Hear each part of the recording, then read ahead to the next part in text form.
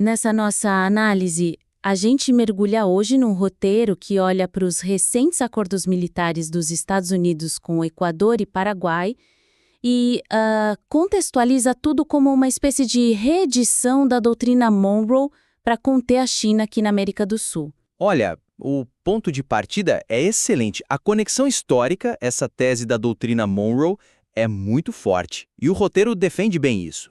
Mas, sabe, ao ler, eu fiquei com uma sensação. Uma sensação de que a história está sendo contada de uma perspectiva muito distante. Lá de cima, sabe? Do mapa mundi. Entendi. Faltou para mim colocar a lupa sobre o que de fato está acontecendo no chão dentro desses países. Interessante essa imagem da lupa. Você quer dizer que o roteiro foca tanto na briga dos gigantes, EUA e China, que o Equador e o Paraguai acabam virando só o campo de batalha? E não jogadores com seus próprios interesses, seus próprios problemas urgentes. Exatamente isso. A narrativa atribui essa aproximação quase que exclusivamente a uma nova estratégia americana. O roteiro usa frases como "o foco de Washington agora é", o que dá a impressão de que esses países sul-americanos estavam só esperando, passivamente, que uma potência estrangeira ditasse seus próximos passos. Certo. E isso subestima completamente o caos interno que eles estão vivendo. A verdade é que tanto o Equador quanto o Paraguai não estão simplesmente reagindo, eles estão buscando ativamente essa ajuda. E por razões de sobrevivência mesmo. Então o ponto fraco do roteiro é enxergar isso como uma escolha puramente geopolítica, quando na verdade é uma crise de segurança interna que está ditando a política externa deles. A geopolítica é a consequência e não a causa principal. Perfeito. É uma questão de inverter a lógica. Pega o caso do Equador. O roteiro menciona que o presidente Noboa está em guerra aberta contra gangues. Isso é verdade, mas a frase não captura a dimensão do colapso. O Equador, que até pouco tempo era um dos países mais pacíficos da região, viu a taxa de homicídios explodir. Facções criminosas controlam presídios, bairros inteiros, portos.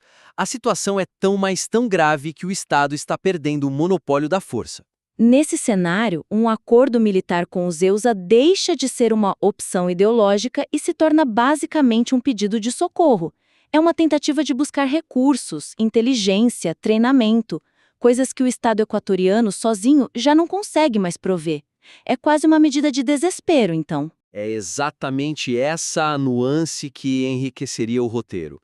Mostrar que, para o governo do Noboa, essa aliança não é sobre escolher um lado na nova Guerra Fria. É sobre impedir que o país se transforme num narco-estado. E o mesmo raciocínio se aplica de uma forma um pouco diferente ao Paraguai. Certo, o roteiro descreve o Paraguai como um hotspot do tráfico, o que é um bom ponto de partida. Mas dá para ir além, né? Dá. E eu acho que deve. A questão no Paraguai é a soberania. A presença de facções brasileiras como o PCC e o Comando Vermelho já não é mais um problema de crime comum. É um desafio direto à autoridade do Estado. Essas organizações operam com uma estrutura transnacional, sabe? Controlam rotas, corrompem autoridades e impõem a própria lei em certas áreas. Elas são, na prática, um poder paralelo. Entendi. Então, para o governo paraguaio, o acordo com o EUA é uma forma de buscar um aliado com capacidade de inteligência e força para enfrentar um inimigo que já não é local, mas sim uma multinacional do crime que opera dentro de suas fronteiras. Isso. É uma tentativa de reequilibrar a balança. O roteiro poderia até explorar um conceito mais sofisticado, como de alinhamento estratégico por conveniência. Em vez de perguntar se eles estão escolhendo os Estados Unidos em detrimento da China, a pergunta mais produtiva seria: será que esses governos estão, na verdade, usando a rivalidade das grandes potências de forma pragmática para resolver seus problemas mais imediatos? Eles estão jogando o jogo a seu favor. Exato. Gosto disso, porque essa perspectiva devolve a agência a eles.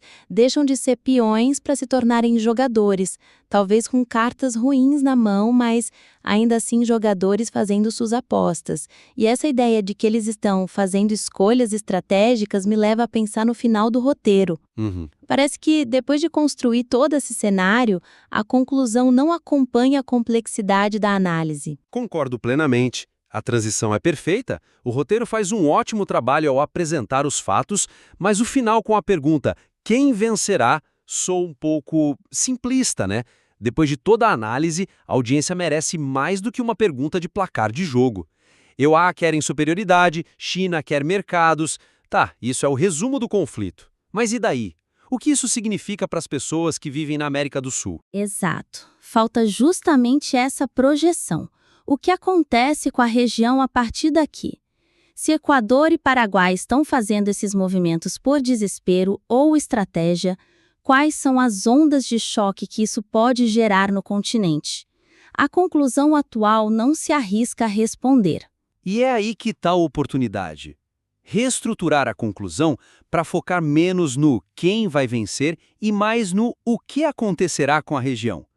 O roteiro já tem todas as informações para fazer isso. É só uma questão de conectar os pontos e projetar para o futuro.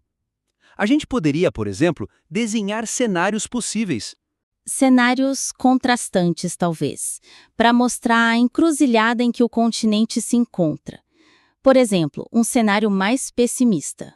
Sei lá, uma polarização total, uma espécie de Guerra Fria 2.0 tropical. Exatamente. Vamos chamar de cenário 1, polarização e instabilidade. Nele, a pressão para escolher um lado aumenta. A região se racha em blocos claros, um alinhado à segurança dos Estados Unidos e outro à economia da China. Isso não seria nada pacífico. Poderia gerar tensões diplomáticas sérias entre vizinhos, quem sabe até corridas armamentistas localizadas. Sem falar na política interna, né? Sem dúvida. Internamente, governos que tentassem se alinhar de forma muito rígida poderiam enfrentar uma oposição popular gigante, gerando ainda mais instabilidade. É um futuro bem sombrio esse, de fragmentação. Mas qual seria a alternativa? Porque na prática, muitos países, como o Brasil, sempre tentaram manter um pé em cada canoa. Existe um cenário em que essa estratégia de pragmatismo funciona? Sim, e esse seria o cenário 2, pragmatismo e oportunidade. Nesse futuro, os países sul-americanos se tornam mais astutos. Eles aprendem a navegar na rivalidade usando a competição a seu favor. Vão a Pequim para negociar melhores acordos de infraestrutura e comércio e, ao mesmo tempo, vão a Washington para conseguir cooperação em segurança e inteligência. Em vez de vítimas... Eles se tornam agentes que maximizam sua autonomia. Exato. Extraindo o melhor dos dois mundos. Gosto muito mais desse segundo cenário, mas ele parece bem mais difícil de alcançar. Exige uma sofisticação diplomática que nem sempre a gente vê por aqui. Mas só de discutir esses dois caminhos já tornaria a conclusão infinitamente mais poderosa. E a partir daí, a gente pode até levantar outras questões. Sem dúvida. A apresentação dos cenários abre a porta para perguntas muito mais profundas, tipo, qual o custo real de uma presença militar americana mais intensa?